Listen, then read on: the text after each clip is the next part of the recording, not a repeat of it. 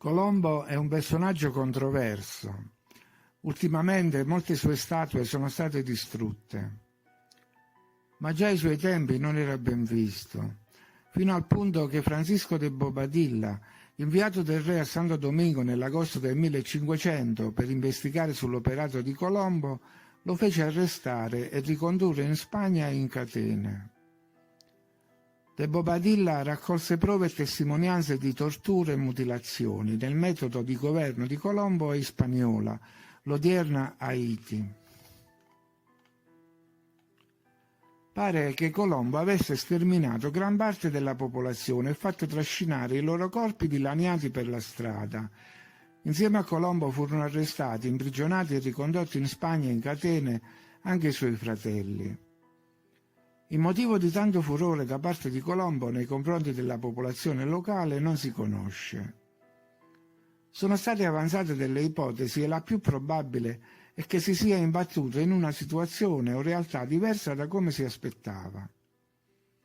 Aveva trovato una grande resistenza, un rifiuto a sottomettersi. Infatti nel secondo viaggio ottenne dal re ben 17 navi e un corpo di spedizione di 1200 uomini, cosa abbastanza esagerata contro una tribù di nativi selvaggi come mostrato nelle immagini iconiche. Ma forse quelle immagini sono inventate.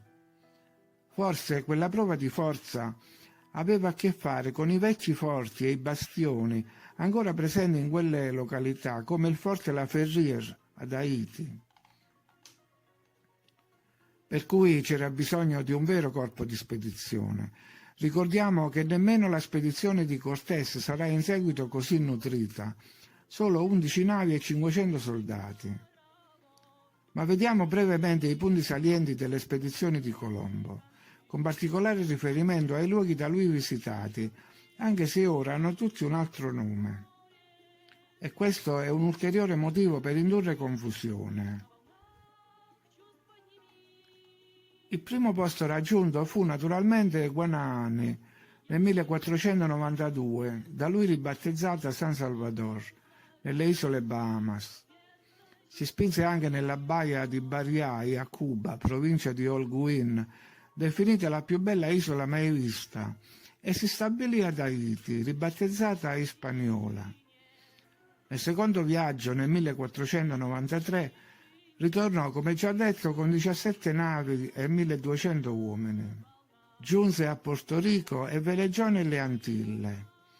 Giunse a Cuba e nell'isola di San Giovanni Evangelista, a 100 miglia dalla fine dell'isola stessa.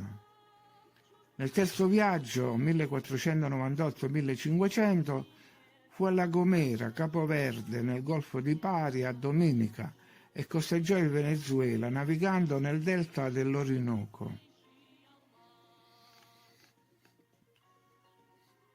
Nel quarto viaggio, dal 1502 al 1504, fu in Martinica, Honduras, Nicaragua, Costa Rica, Panama, Giamaica e nelle isole Cayman, Las Tortugas. Non andò mai più a nord verso la Florida, per esempio, o nel Golfo del Messico, o in altre parti del continente. Adesso, esaminando l'architettura di quei paesi, notiamo che sono ricchi di cattedrali e altri edifici maestosi. Quando furono costruiti, soprattutto le cattedrali? Stiamo parlando di cattedrali gotiche nelle Antille. Naturalmente si dice dopo che fu avviata la colonizzazione di quelle terre, dopo Colombo. Quindi gli architetti europei si trasferirono nel mondo appena scoperto, portando con sé tutto il sapere tecnologico connesso a quelle costruzioni che non avevano dimenticato e che si erano tramandate chissà come, nonostante fossero passati secoli, da quando le cattedrali avevano cominciato a spuntare in Europa. E in pochi anni costruirono chiese in tutte le isole delle Antille e non solo.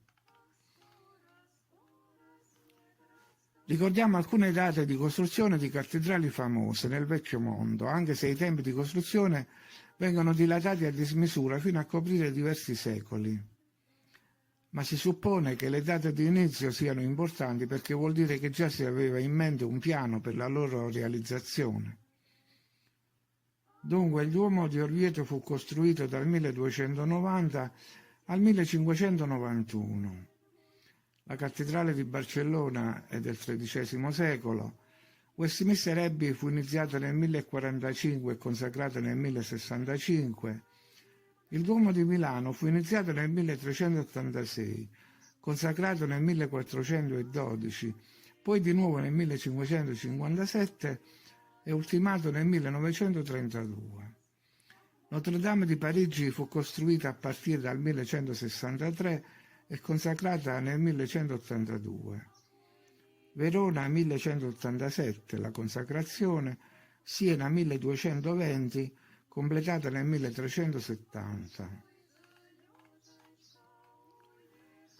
Ma veniamo alla cattedrale che più ci interessa ora, la cattedrale di Nostra Signora dell'Incarnazione di Santo Domingo, definita la più antica d'America, voluta dal Papa Giulio II nel 1504, iniziata nel 1512 e consacrata nel 1541. Questo Papa, pur non essendo mai stato a Hispaniola, aveva deciso di costruire lì una cattedrale. E proprio in questa cattedrale furono poco più tardi conservati i resti di Cristoforo Colombo. Il navigatore era morto il 20 maggio del 1506 a Valladolid, in Spagna, e i suoi resti portati nella cattedrale di Siviglia, ma nel 1537 le sue spoglie, su richiesta espressa nel testamento del figlio Diego, furono portate a Hispaniola, nella cattedrale di Santo Domingo.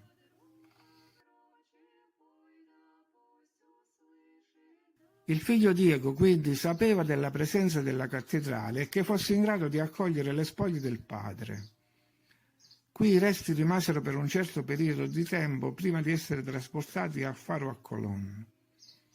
Secondo alcuni invece Francis Drake saccheggiò l'isola e trasportò le spoglie di Colombo in Inghilterra, ma si tratta di altre storie. Tornando alla cattedrale, se ne osserviamo i particolari, notiamo che si tratta di una chiesa imponente con tutti gli elementi classici delle chiese europee. Ci sono molte domande in merito alla vicenda. Per esempio, come fu possibile costruire una cattedrale in così pochi anni, in un'isola appena scoperta e abitata da selvaggi senza esperienza da muratori? E chi erano gli architetti che andavano avanti e indietro per l'Atlantico sulla rotta appena segnata con difficoltà da Colombo, che portavano con sé piani di costruzione e attrezzi?